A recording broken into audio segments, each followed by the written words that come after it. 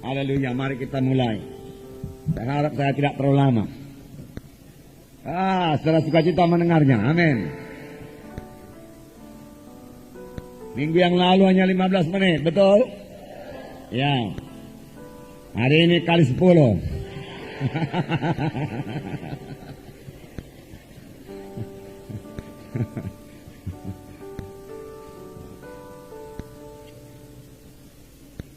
Saudaraku, tidak begitu lama, kita harus cepat karena hari ini juga ada pengutusan, saudara. Haleluya. Mudah-mudahan tiap minggu ada yang diutus, saudara. Kota-kota dibuka, amanat agung digenapkan, amin, saudara. Kita harus terus mengirimkan para penginjil-penginjil untuk menggenapkan amanat agung. Kita semua mengetahui amanat agung berkata, pergilah kamu, jadikanlah semua bangsa muridku, dan baptislah mereka itu dalam nama Bapa dan Anak dan Roh Kudus. Dan ajarlah mereka melakukan segala sesuatu yang kuperintahkan kepadamu, dan ketahuilah aku menyertai kamu sampai kepada akhir zaman. Puji Tuhan, saudaraku. Dalam Kisah 1 ayat 8 dikatakan, kamu akan beroleh kuasa kelak.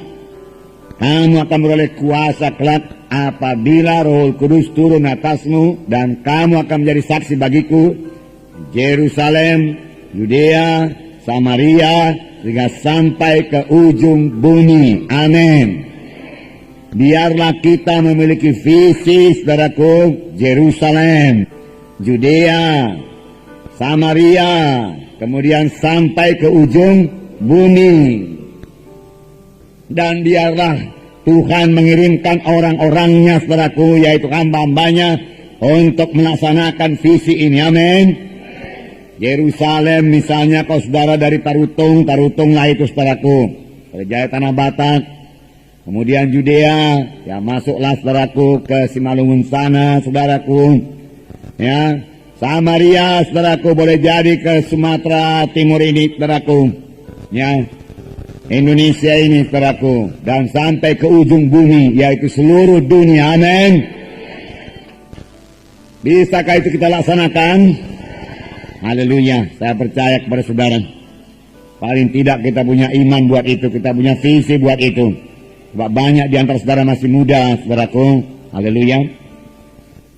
Saudara bisa belajar, saudara, mempersiapkan diri untuk melayani, saudaraku, kemana saja Tuhan pimpin. Amin, saudara. Pujilah Tuhan, saudaraku. Juga firman Tuhan berkata, Tuhan Yesus tidak akan datang kedua kali sebelum segala suku, bangsa, dan bahasa mendengarkan Injil Tuhan. Bukan semua percaya, tapi mereka perlu mendengarkan Injil Tuhan. Nah, saudara, kita akan melihat satu sidang dalam Kisah Rasul, saudara, yaitu sidang Antioquia, yang memulai penginjilannya kepada orang-orang non-Yahudi. Sidang di Yerusalem melayani kepada orang-orang Yahudi. Dan menurut adat istiadat orang Yahudi, maka orang Yahudi ini, saudaraku, sangat dilarang bergaul dengan orang non-Yahudi, apalagi masuk ke rumahnya. Waktu saudaraku Petrus, saudaraku, mengunjungi Kornelius dengan petunjuk daripada Roh Kudus, Petrus mengatakan hal ini. Engkau tahu betapa kerasnya larangan kepada kami orang Yahudi untuk bergaul dengan engkau. Tetapi Tuhan mengajari aku supaya aku tidak membedakan atau serupa orang, dia katakan. Oleh sebab itu Petrus pun datang ke rumah Kornelius dan mengabarkan Injil. Dan pada waktu Petrus mengabarkan Injil, Roh Kudus turun, dan orang-orang di rumah Kornelius penuh dengan Roh Kudus, dan mereka berkata-kata dalam bahasa roh dan bernubuat. Amin, saudara. Puji Tuhan. Memang kalau kita mematuhi Roh Kudus, kita selalu berhasil. Kita melihat ini sidang Antioquia. Saudaraku, nanti saudara baca dalam Kisah Rasul sebelumnya, sebelum pasal 13 ini, bahwasanya sidang Antioquia ini terjadi karena anak-anak Tuhan yang dianiaya, yang lari dari Yerusalem. Kemudian sambil berlari mereka bersaksi. Mereka tidak menyembunyikan identitas mereka. Mereka membawa berita-berita tentang Tuhan Yesus. Dan Tuhan meneguhkan pelayanan mereka dengan jiwa-jiwa diselamatkan. Lalu jadilah sidang Antioquia. Sidang Antioquia. Yang kemudian diajari oleh Paulus dan Barnabas. Yang waktu itu bernama Saulus. Mari kita membaca dalam Kisah Rasul 13 ayat 1 sampai 12. Bukalah Alkitab saudara, Kisah Para Rasul 13 ayat 1 sampai 12. Oke? Mari kita baca. Saya baca satu ayat, saudara baca satu ayat dengan suara yang kuat, jelas dan terang. Pada waktu itu dalam jemaat di Antioquia ada beberapa nabi dan pengajar, yaitu Barnabas dan Simeon yang disebut Niger, dan Lukius orang Kirene, dan Menahem yang diasuh bersama dengan Raja wilayah Herodes dan Saulus.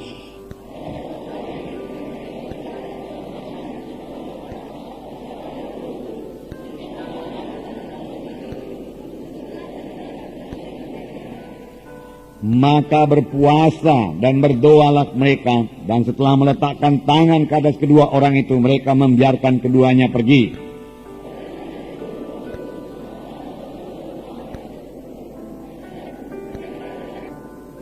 Setibanya di Salamis, mereka memberitakan firman Allah dalam rumah-rumah ibadat orang Yahudi, dan Yohanes menyertai mereka sebagai pembantu mereka.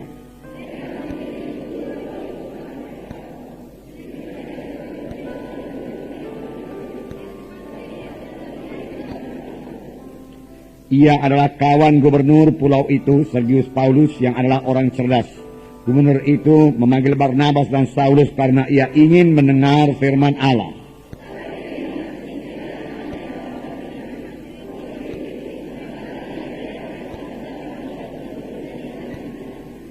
Tetapi Saulus, yang juga disebut Paulus, yang penuh dengan Roh Kudus, menatap dia.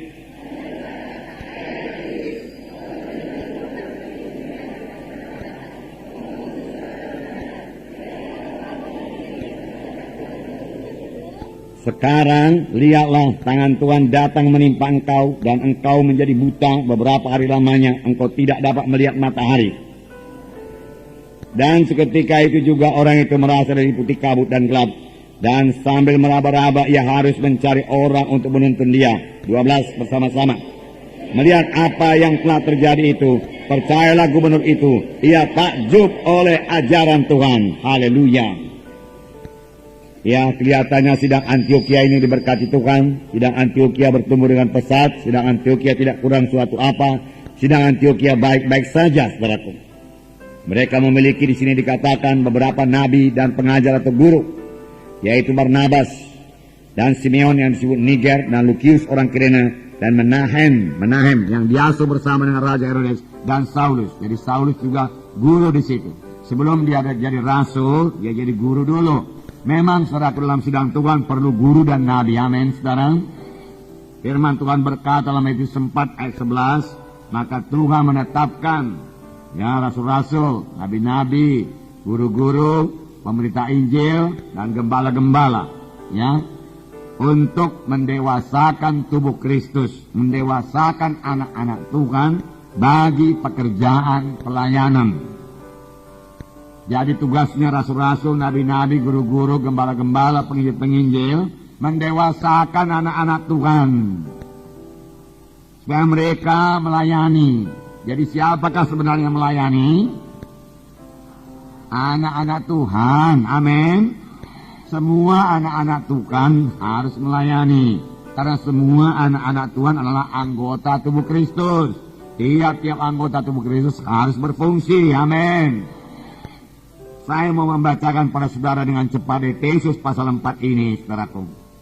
Ayat 11, saudaraku. Saya akan bicara hanya 45 menit saja, saudaraku. Dan ialah yang memberikan baik rasul-rasul maupun nabi-nabi, baik pemberita-pemberita Injil, maupun gembala-gembala dan pengajar-pengajar. Ayat 12, untuk memperlengkapi orang-orang kudus. Untuk apa?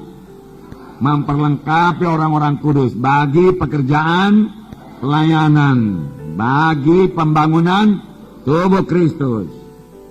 Jadi semua anak-anak Tuhan melayani untuk membangun tubuh Kristus, untuk membangun gereja, bersaksi, menginjil, dan memuridkan. Amin. Sebabnya semalam Ibu Munte berkata kepada saudara-saudara punya murid.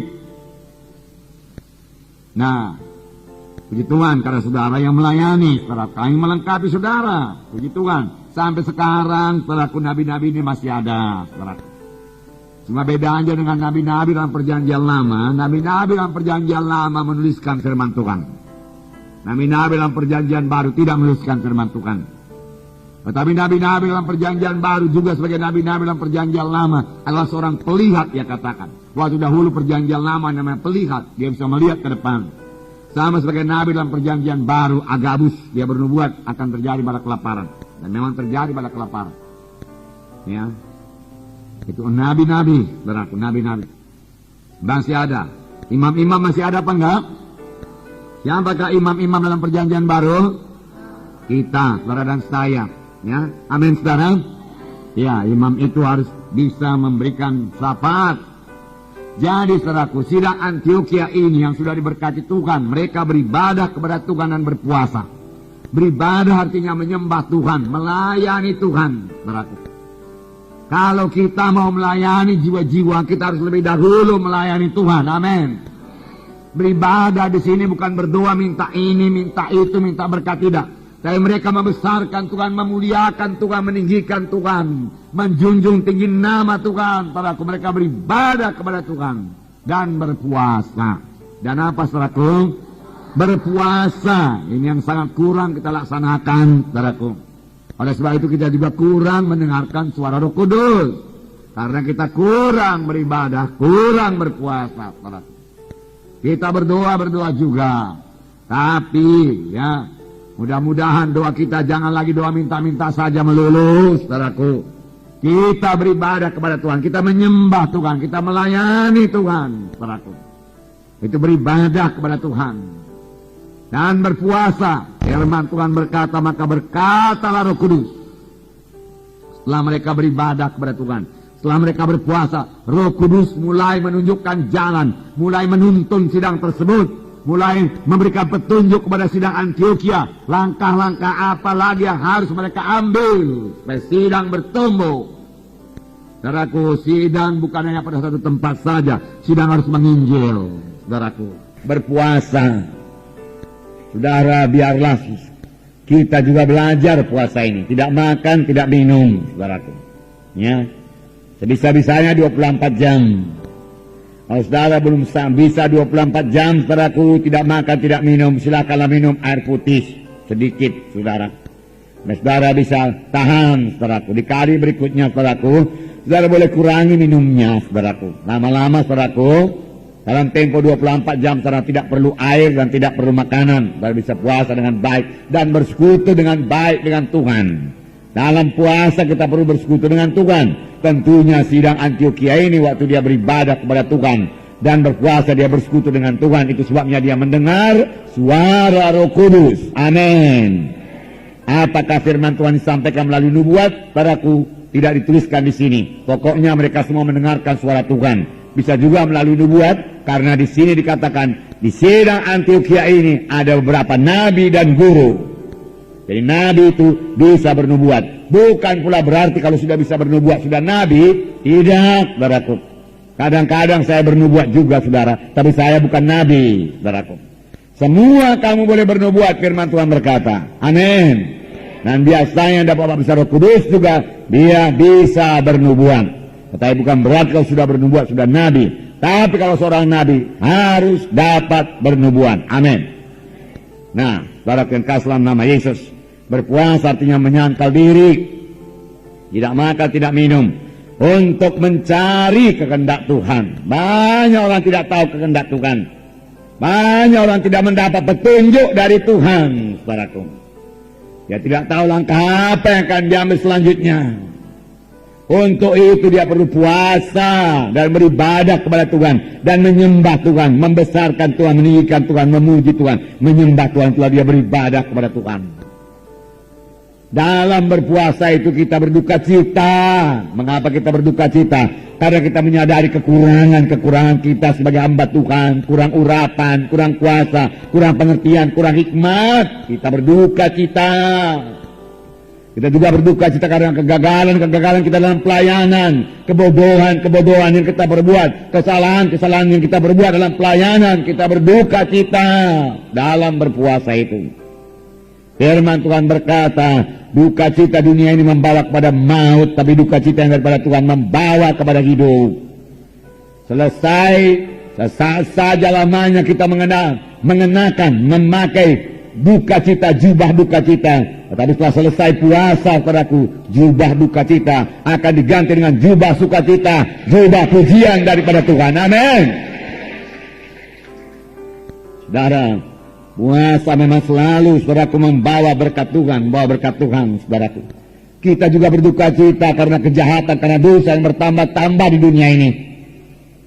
Dan juga bisa berduka cita karena anak-anak yang berontak pada orang tua. Tidak berduka cita melihat anak-anak muda yang dikuasai ganja, narkotika, dan lain sebagainya. Kita berduka cita melihat kenakalan-kenakalan remaja itu membuat kita berpuasa. Mohon Tuhan membuka jalan keselamatan bagi remaja-remaja. Nah, saudaraku, puasa akan menurunkan kuasa Tuhan. Waktu mereka beribadah dan berpuasa, maka berkatalah Roh Kudus. Roh Kudus mulai memimpin setelah mereka beribadah, setelah mereka puasa. Kalau sekiranya mereka tidak beribadah kepada Tuhan dan tidak puasa, Roh Kudus tidak akan memimpinkan mereka. Berkatalah Roh Kudus, khususkanlah Barnabas dan Saulus bagiku untuk pelayanan yang sudah kutetapkan bagi mereka itu. Disebut Barnabas lebih dahulu, tetapi dalam kemudian dikatakan disebut Paulus atau Saulus lebih dahulu, saudaraku. Iya, itu pimpinan Roh Kudus, saudaraku. Saya percaya Barnabas dipakai Tuhan luar biasa, Paulus pakai Tuhan luar biasa. Haleluya, saudara. Kemudian setelah mereka menerima pimpinan Tuhan, sini dikatakan, khususkanlah bagiku Barnabas dan Saulus bagi tugas yang telah kutentukan bagi mereka. Maka ayat 3 berkata, berpuasa dan berdoalah mereka. Dan setelah meletakkan tangannya ke atas kedua orang itu, mereka membiarkan keduanya pergi. Setelah ditunjuk oleh Tuhan, mereka juga perlu dilengkapi. Setelah diutus dari sini, saudara juga perlu dilengkapi.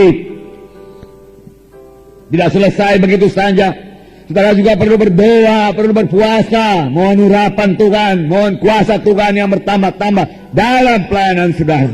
Di sini, sidang Antioquia, mereka berdoa, berpuasa lagi untuk kedua kalinya. Lalu kemudian mereka meletakkan tangan, mengutus Barnabas dan Saulus. Amin, saudara. Nah, jadi pengutusan mereka padaku dengan peletakan tangan, melalui doa dan puasa, Barnabas dan Saulus memulai pelayanannya, yang kemudian mereka itu disebut rasul. Sebab kisah 14 ayat 4 berkata, kisah 14 ayat 4 berkata, tetapi orang banyak di kota itu terbelah menjadi dua. Ada yang memihak kepada orang Yahudi, ada pula yang memihak kepada kedua rasul itu. Saudaraku, ini terjadi di Iconium, saudaraku, di mana orang Yahudi berbelah menjadi dua karena pemberitaan Rasul Paulus dan Barnabas. Di sini dikatakan mereka sudah disebut rasul. Sebelumnya mereka hanya guru. Mereka bertumbuh dengan pesan. Amin, saudara. Nah, saudara, perlukah kita puasa? Saya membacakan kepada saudara dalam Markus. Di dalam Markus pasal 2.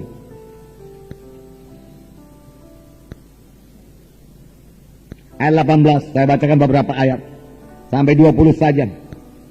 Markus pasal 2 ayat 18. Pada suatu kali ketika murid-murid Yohanes dan orang-orang Farisi sedang berpuasa, datanglah orang-orang dan mengatakan kepada Yesus, mengapa murid-murid Yohanes dan murid-murid orang Farisi berpuasa tapi murid-muridmu tidak?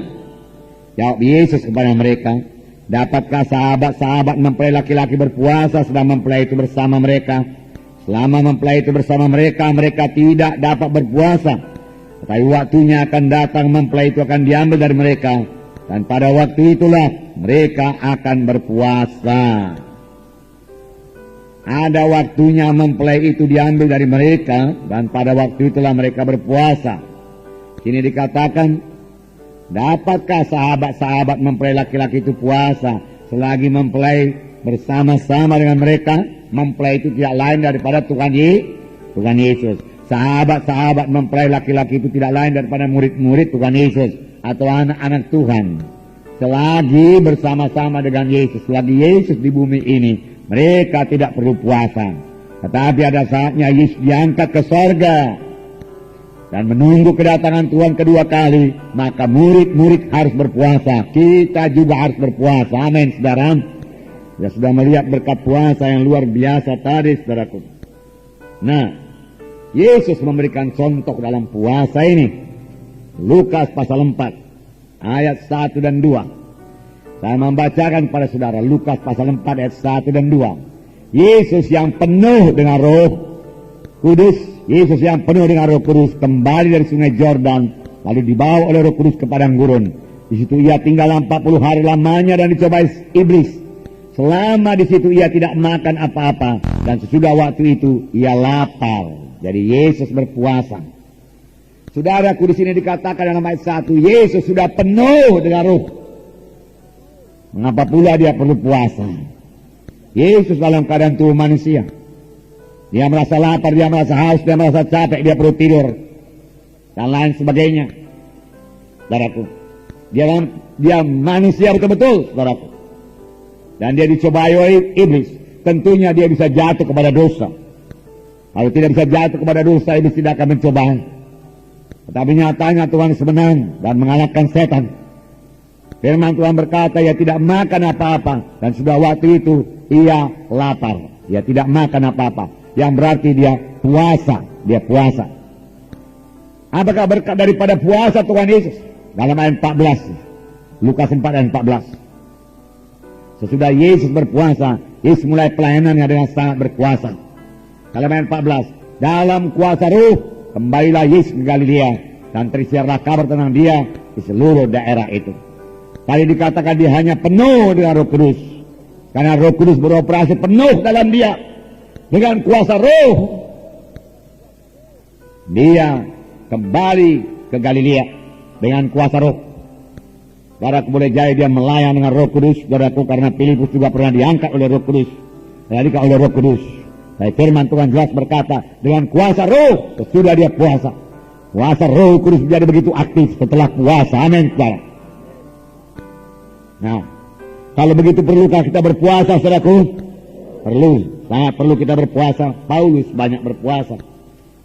Ini saya bacakan hanya beberapa ayat topik firman Tuhan hari ini. Bukan mengenai puasa, satu topik saja mengenai puasa. Ada 3 perkara yang penting kita lihat pada hari ini. 1 mengenai doa dan puasa, saudaraku. Kemudian dalam 2 Korintus pasal 11, 2 Korintus pasal 11 ayat 27. Aku banyak berjerih lelah dan bekerja berat. Kerap kali aku tidak tidur, aku lapar dan dahaga. Kerap kali aku berpuasa, kedinginan dan tanpa pakaian, dan seterusnya. Saudara, di sini dikatakan padaku Paulus juga lapar dan dahaga, tetapi Paulus masih membedakan lapar dan dahaga dan berpuasa. Jadi Paulus berpuasa bukan karena tidak ada makanan, saudaraku. Ya, kalau tidak ada makanan dia katakan dia lapar, dan dia dahaga, tidak ada minuman. Tetapi juga di samping itu dia berkata, kerap kali aku berpuasa juga, Paulus berkata. Dan kita tahu pelayanan Paulus sangat berkuasa, sangat berkemenangan, disertai Tuhan dengan kuasa dan tanda ajaib yang sangat luar biasa. Bahkan sabut tangan yang pernah dipakai Paulus pun dibawa ke tempat orang sakit, sanggup menyembuhkan orang sakit tersebut.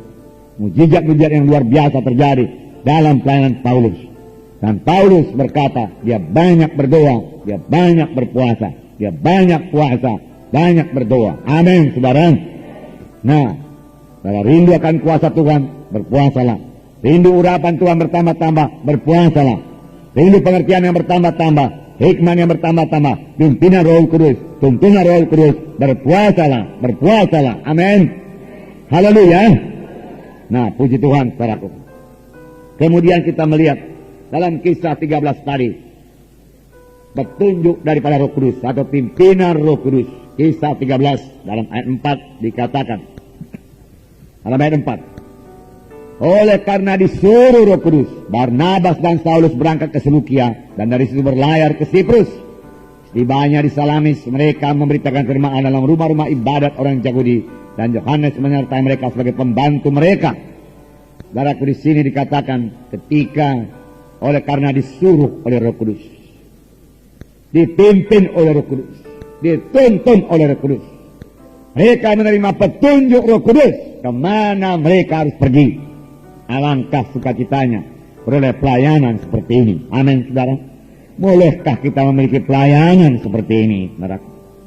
Bisakah kita dituntun oleh Roh Kudus, saudaraku? Bisa, tolong miknya kuat sedikit. Bisakah kita dipimpin oleh Roh Kudus, saudaraku? Bisa. Memang Roh Kudus diberikan padaku untuk memimpin semua anak Tuhan kepada kebenaran. Untuk itu Roh Kudus diberikan. Yohanes 16 dikatakan, ayat Yohanes 16 ayat 13 dikatakan di sini, tetapi apabila ia datang, yaitu Roh kebenaran, ia akan memimpin kamu ke dalam seluruh kebenaran. Sebab ia tidak akan berkata-kata dari dirinya sendiri, tapi segala sesuatu yang didengarnya, itulah yang akan dikatakannya. Dan ia akan memberitakan kepadamu hal-hal yang akan datang. Apabila ia datang, siapakah yang datang? Yaitu Roh kebenaran, yaitu Roh Kudus. Ia akan memimpin kamu ke dalam seluruh kebenaran. Amin.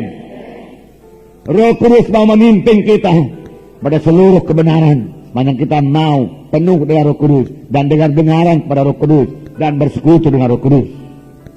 Untuk itu Roh Kudus diberikan dan memimpin kita pada seluruh kebenaran. Sebab ia tidak berkata-kata dirinya sendiri, tapi apa yang dengar daripada Bapa, itu disampaikannya kepada kamu. Firman Tuhan berkata, saudaraku. Contohnya, saudaraku. Bukan hanya Saulus bin Roh Kudus, saudaraku.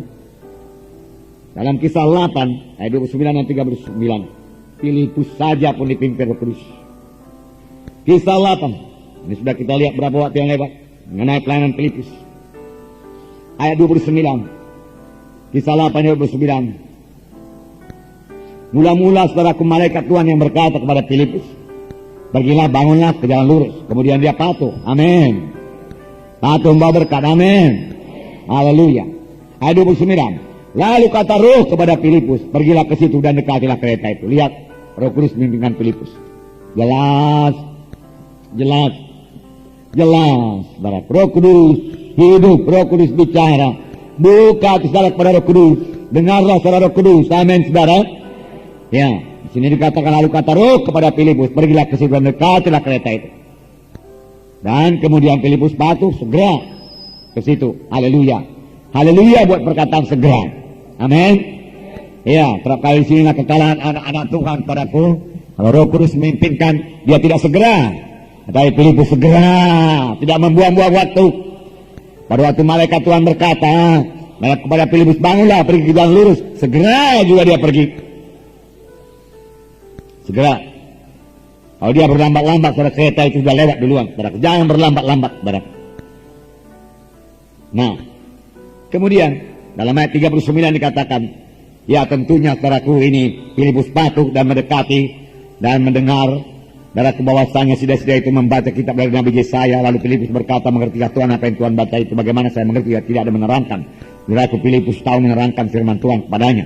Dan saudaraku, Filipus berhasil, saudaraku, membawa dia kepada keselamatan sekaligus menerima baptisan air. Amin.